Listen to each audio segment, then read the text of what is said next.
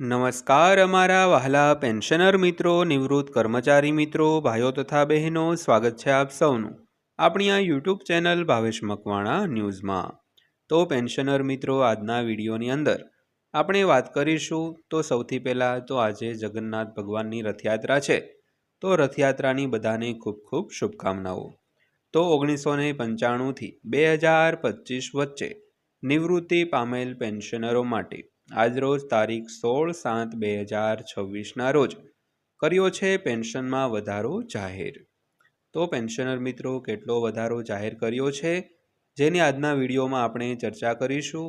તો પેન્શનરો હોવ તો એકવાર આ વિડીયો જરૂર જોઈ લેજો, કારણ કે આજની આ માહિતી તમારા માટે ખૂબ જ જાણવા જેવી છે અને ખૂબ જ ઉપયોગી છે। અને વિડીયો શરૂ કરતાં પહેલાં એક નાનકડી એવી દિલથી નમ્ર વિનંતી કે હજુ સુધી જો અમારી આ ચેનલ તમે સબસ્ક્રાઈબ ન કરી હોય તો ડેઈલી આવી જ અપડેટો મેળવવા માટે અને આવા જ સમાચારો જાણવા માટે અમારો આ વિડીયો અંત સુધી જોઈ લેજો અને અમારી આ ચેનલને સબસ્ક્રાઈબ પણ કરી લેજો। તો શરૂ કરીએ આજનો આ વિડીયો। તો સૌથી પહેલાં વાત કરીએ તો 8મા પગાર પંચની આસપાસ અપેક્ષાઓ વધતી જાય છે, ત્યારે મોટાભાગના કેન્દ્ર સરકારના કર્મચારીઓ એક જ સંખ્યાની ગણતરી કરવામાં વ્યસ્ત છે, તેમના મૂળભૂત પગારમાં સંભવિત વધારો। પરંતુ નિષ્ણાંતો કહે છે કે પગાર સ્લીપનો બીજો ઘટક પણ સમાન ધ્યાન આપવા યોગ્ય છે, તે છે ઘરભાડું ભથ્થું એટલે કે HRA।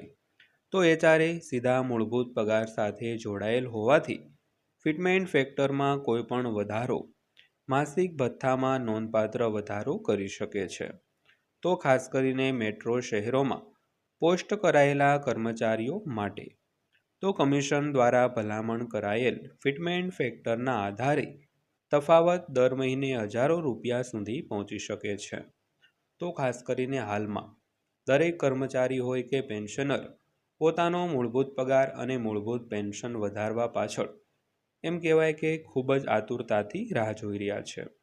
પરંતુ ઘણા એક્સપર્ટ એવું કહી રહ્યા છે કે પગાર સ્લીપનો જો કોઈ બીજો એવો ઘટક હોય જે સમાન ધ્યાન આપવા જેવો યોગ્ય છે તો તે છે HRA। કારણ કે HRA છે તે સીધા મૂળભૂત પગાર સાથે જોડાયેલો હોય છે, તેના લીધે તેમના માસિક પગાર અને પેન્શનમાં નોંધપાત્ર વધારો થઈ શકતો હોય છે। તો ત્યારબાદ વાત કરીએ તો બેંક બજારના CEO અધિલ શેટ્ટીના મતે કર્મચારીઓએ ફક્ત સુધારેલા મૂળ પગાર પર ધ્યાન કેન્દ્રિત કરવાનું ટાળવું જોઈએ। તો 8મા પગાર પંચની આસપાસની મોટાભાગની ચર્ચાઓ મૂળભૂત પગારમાં અપેક્ષિત વધારા પર કેન્દ્રિત હોય છે, પરંતુ કર્મચારીઓએ HRA જેવા પગાર સંબંધિત ઘટકો પર તેની અસર પણ ધ્યાનમાં લેવી જોઈએ। તો HRAની મૂળભૂત પગારના ટકાવારી તરીકે ગણવામાં આવે છે, તેથી વિવિધ ફિટમેન્ટ પરિબળ દ્રશ્યો એકંદર માસિક આવક માટે ભૌતિક રીતે અલગ પરિણામોમાં પરિણમી શકે છે। તો એક જ અંદાજિત આંકડાને બદલે બહુવિધ દ્રશ્યો જોવાથી કર્મચારીઓને શક્ય પરિણામોની શ્રેણીને સમજવામાં અને કમિશનની ભલામણો હજુ પણ વિચારણા હેઠળ છે, ત્યારે ફિટમેન્ટ પરિબળની આસપાસની ચર્ચાને વધુ સારા પરિપ્રેક્ષ્યમાં મૂકવામાં મદદ કરી શકે છે દોસ્તો। તો ત્યારબાદ વાત કરીએ તો 8મો પગાર પંચ HRA શા માટે મહત્વનું છે। તો કેન્દ્ર સરકારના કર્મચારીઓ હાલમાં જે શહેરમાં પોસ્ટ કરવામાં આવ્યા છે તેના આધારે 3 અલગ અલગ દરે HRA મેળવે છે। સૌથી પહેલી X કેટેગરી શહેરો માટે મૂળ પગારના 30%, ત્યારબાદ Y કેટેગરી શહેરો માટે 20% તેમજ Z કેટેગરી શહેરો માટે ₹10%। તો જ્યારે આ ટકાવારી ભવિષ્યના સરકારી નિર્ણયો પછી જ બદલાઈ શકે છે। જો હાલના દરો યથાવત રહે તો પણ ભથ્થા આપમેળે વધશે, કારણ કે તેની ગણતરી સુધારેલા મૂળભૂત પગાર પર કરવામાં આવે છે। તો એનો અર્થ એ થયો કે ફિટમેન્ટ ફેક્ટર વધારે હોવાથી ફક્ત બેઝિક પગાર જ નહીં પણ HRA અને અન્ય પગાર સંબંધિત ઘણા લાભો પણ વધે છે દોસ્તો। તો ત્યારબાદ વાત કરીએ તો HRA કેટલો વધી શકે છે તે અહીં આપેલું છે। તો બેંક બજાર દ્વારા તૈયાર કરાયેલી ઉદાહરણરૂપ ગણતરીઓ દર્શાવે છે કે કેવી રીતે વિવિધ ફિટમેન્ટ પરિબળ પરિસ્થિતિઓ કર્મચારી સ્તરમાં HRAને બદલી શકે છે।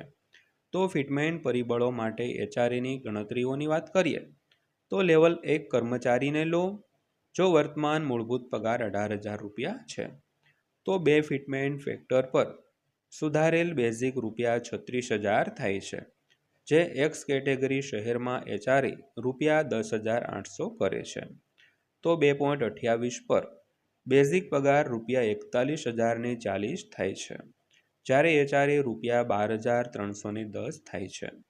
તો જો ફિટમેન્ટ ફેક્ટર 2.57 સુધી પહોંચે છે તો સુધારેલ બેઝિક પગાર રૂપિયા 46,260 સુધી વધે છે, જેનાથી એક્સ શહેરોમાં એચઆરએ રૂપિયા 13,880, વાય શહેરોમાં રૂપિયા 9,250 અને ઝેડ શહેરોમાં રૂપિયા 4,630 થાય છે.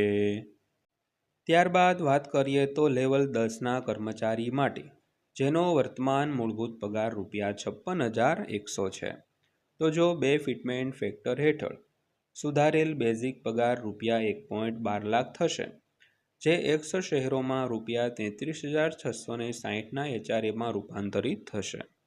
2.28ના દરે એચઆરએ વધીને રૂપિયા 38,730 થાય છે તો 2.57ના દરે સુધારેલ બેઝિક પગાર રૂપિયા 1.44 લાખ સુધી પહોંચે છે, જેમાં એક્સ કેટેગરીના શહેરોમાં એચઆરએ રૂપિયા 43,250, વાય શહેરોમાં રૂપિયા 28,840 અને ઝેડ શહેરોમાં રૂપિયા 14,420 સુધી પહોંચે છે દોસ્તો.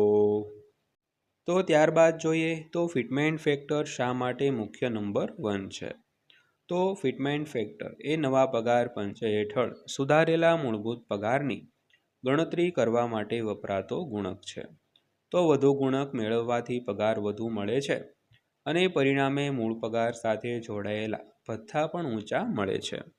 તો કર્મચારી સંગઠનો આશરે 2.57ના ફિટમેન્ટ ફેક્ટરની માંગ કરી રહ્યા હોવાના અહેવાલ પણ છે, જ્યારે ઘણા વિશ્લેષકો માને છે કે સરકાર નીચા આંકડા પર સમાધાન કરી શકે છે.